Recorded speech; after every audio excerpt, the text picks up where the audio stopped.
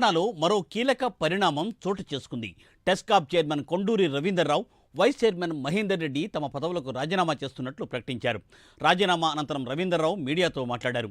2015లో రాష్ట్ర సహకార బ్యాంక్ ఆవిర్భావం జరిగిందని, రాష్ట్ర సహకార బ్యాంకులో డైరెక్టర్లు పార్టీలు మారారని చెప్పారు. విశ్వాసం కోల్పోయిన చోట ఉండవద్దని ఈ నిర్ణయం తీసుకున్నట్లు రవీందర్రావు చెప్పారు. నా ఇష్టం వచ్చినట్లు పదవులు ఎవరికీ ఇవ్వలేదని, వాణిబాల అంశం బ్యాంకుకు సంబంధం లేదన్నారు రవీందర్రావు.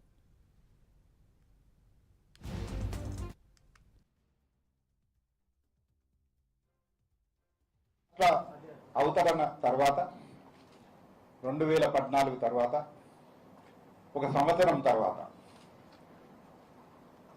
రాష్ట్ర సహకార బ్యాంక్ ఆవిర్భావం జరిగింది. రాష్ట్ర ఆవిర్భావం ఏ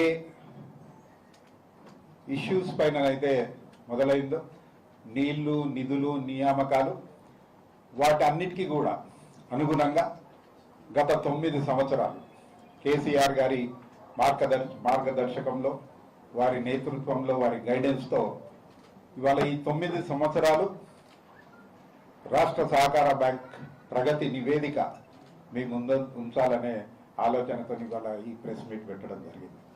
ఈ నివేదిక ఒకసారి మీ అందరికి కూడా సర్క్యులేట్ చేయడం జరిగింది. మేము